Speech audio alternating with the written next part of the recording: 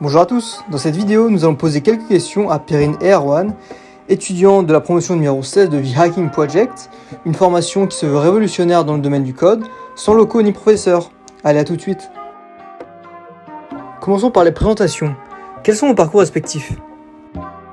Bonjour, moi c'est Perrine, j'ai 23 ans. Alors avant THP, j'ai d'abord effectué une licence professionnelle e-commerce et marketing numérique, suivie d'un master manager de la stratégie digitale, que j'ai effectué en alternance pendant 2 ans en tant que gestionnaire e-commerce dans une grande entreprise. Donc j'avais déjà en fait un parcours dans le e-commerce et le marketing numérique, mais donc plus côté commerce marketing que informatique. Je m'appelle Erwan, j'ai 24 ans, et avant THP, j'ai fait des études en droit des affaires, puis j'ai travaillé 1 an et demi en cabinet d'avocat avant de démarrer la formation. Et pourquoi avoir voulu apprendre à coder?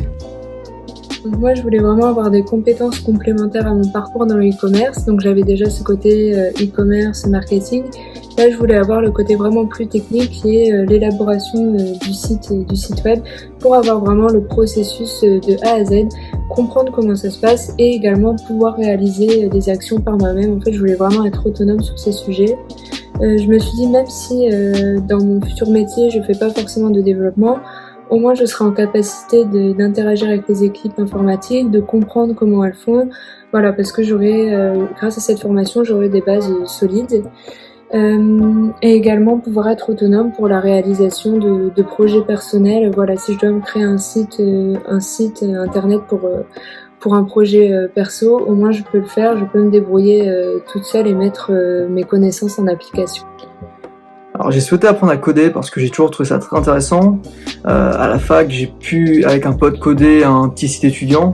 Donc ça m'a toujours resté un peu dans le coin de la tête et j'ai voulu intensifier l'apprentissage du code par THP à la suite de cette première expérience donc d'un site vitrine très basique.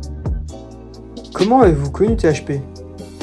J'ai connu THP grâce à un ami qui était actuellement en formation. Il me disait que c'était vraiment intéressant, qu'il aimait beaucoup le format, la façon d'enseigner. Du coup, je suis allée me renseigner sur internet, voir si ça pourrait correspondre à mes attentes. Et j'ai vraiment été séduite par le format de THP, notamment la formation full stack en 3 mois. Et c'était vraiment ce que je cherchais parce que c'est assez cool, mais on apprend énormément de choses. Donc c'était un format qui m'intéressait. En plus de ça, j'ai bien aimé le côté un peu nouveau de cet apprentissage, c'est-à-dire sans professeur, sans locaux, vraiment avec une communauté. J'ai trouvé ça intéressant. Et ce qui m'a aussi convaincue, c'est vrai, c'est le prix qui est vraiment non négligeable pour la qualité de l'enseignement et également tout ce qu'on apprend durant ces 3 mois. Donc j'ai trouvé ça vraiment intéressant et ça correspondait totalement à mes besoins, donc j'ai sauté le pas. Alors j'ai découvert THP un peu par hasard et j'ai comparé les différentes offres et j'ai trouvé que c'était celle qui me correspondait le mieux parce que il y avait pas mal de liberté, pas de locaux, pas de professeurs. Et c'était la seule qui proposait une formule 6 mois de reconversion en tant que développeur. Les autres bootcamps, c'est souvent 2 ou 3 mois. Et c'était la seule formation qui me proposait ce format qui permettait vraiment d'aller en profondeur et de vraiment pouvoir se reconvertir en tant que dev par la suite. Pourquoi avoir choisi respectivement les parcours full stack web en 3 mois et développeur en 6 mois? Donc comme je l'expliquais un petit peu avant, pourquoi j'ai choisi d'apprendre le code. Donc moi c'était plus pour avoir des bases solides, pour avoir des nouvelles compétences, mais tout en restant dans le domaine du e-commerce que je connais déjà. Donc en fait la différence c'est que je vise pas totalement une reconversion, c'est vraiment pour avoir des connaissances solides dans ce domaine. Et également pour être autonome sur des projets personnels, par exemple si j'ai envie de créer un site web, etc. Je saurais me débrouiller tout seul et voilà, je trouvais que c'était intéressant. Donc, comme je l'ai déjà un petit peu évoqué, j'ai choisi la formule 6 mois parce que je voudrais me reconvertir en tant que dev à la fin de la formation ou alors lancer un peu un projet entrepreneurial. Donc je trouvais que 6 mois c'était vraiment le minimum, on va dire, pour avoir assez d'expertise et de confiance dans mes compétences en tant que dev. Et je trouvais que la formule 3 mois était un petit peu courte à ce niveau-là. Quels sont les avantages et inconvénients de la formule que vous avez choisie? Un gros avantage, c'est qu'on apprend beaucoup et vite. Ça, c'est vraiment bien. On apprend à se débrouiller par soi-même. Et également, un gros avantage, c'est l'échange avec la communauté. Donc c'est vraiment une formation basée sur le partage, sur l'entraide. Et on apprend vraiment vite avec cette façon de faire. Également quelque chose que moi j'apprécie, c'est les projets validants à rendre chaque semaine, suivis le lendemain des corrections. En fait, je trouve que le fait d'avoir des projets à rendre, donc souvent c'est 2 fois par semaine, ça nous oblige à rester dans le rythme, à tout donner pour avoir le temps de le rendre. Et également le lendemain, les corrections sont vraiment hyper utiles pour mieux comprendre quand on a eu des difficultés. Et ça, je trouve que c'est vraiment un bon point. Et moi, je trouve que personnellement, cette façon de faire, ça oblige à garder un rythme et à mettre un petit peu un cadre dans cette formation. Parce que quand on est seul chez soi, ça peut être un peu compliqué. Et de cette façon-là, je trouve que c'est beaucoup plus facile à suivre. Après, au niveau des inconvénients, ce serait pas vraiment des inconvénients. Après, ça fait partie aussi de la formation, mais c'est le rythme qui est intense. Donc forcément, il faut s'accrocher, il faut pas lâcher. Mais c'est vrai que parfois, ça peut être un peu décourageant quand on n'a pas compris. Mais bon, voilà, le rythme intense, c'est normal. Et si on a des difficultés, on revoit ça le week-end et ça ira vraiment beaucoup mieux.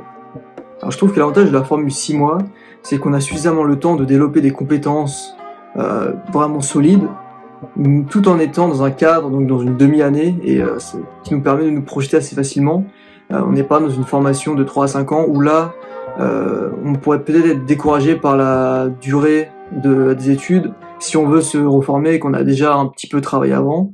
Donc je trouve que le 6 mois, c'est le bon compromis entre l'apprentissage de connaissances solides, tout en restant dans un cadre, concevable pour des gens qui seraient qui auraient un souhait de se reformer et qui ont donc, on va dire, plus le temps pour passer 5 ans dans une école à apprendre de manière classique le code.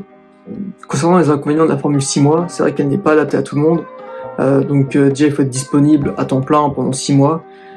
Et également, c'est plus dans l'optique de se reconvertir. Donc, il faut vraiment s'assurer que la formule 6 mois est bien adaptée au profil de la personne qui s'intéresserait, qui penserait s'orienter vers cette formation.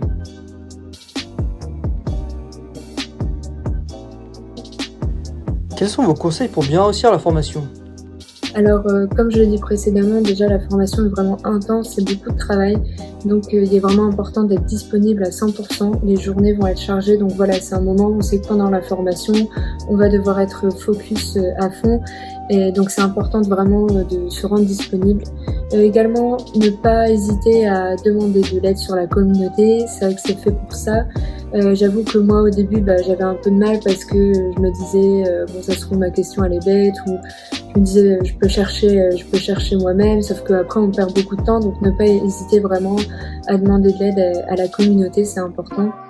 Également, il faut être organisé, comme j'ai dit, vu que la formation est assez chargée, être organisé, avoir un rythme.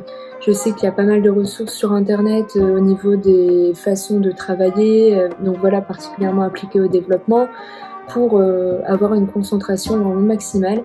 Et surtout, ce que moi je trouve vraiment important, c'est de prendre du temps pour soi, prendre des pauses, ne pas hésiter à faire une pause pour aller marcher, pour aller courir, pour lire, pour faire un hobby qui vous plaît. Enfin, vraiment, ne pas hésiter à se déconnecter de temps en temps.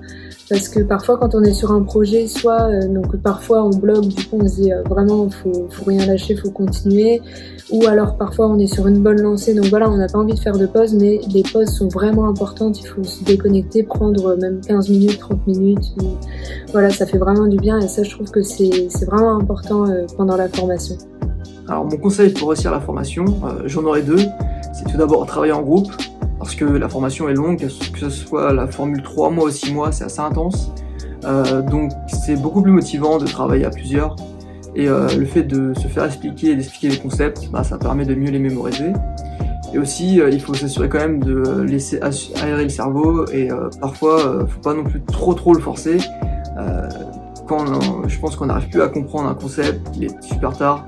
Parfois, c'est pas de mal de dormir et de ressasser le concept le lendemain matin quand le cerveau est reposé. Donc voilà, ce seraient mes deux conseils principaux un travail d'équipe et s'assurer que le cerveau s'aère suffisamment entre deux grosses journées. Et enfin, comment voyez-vous l'après-THP?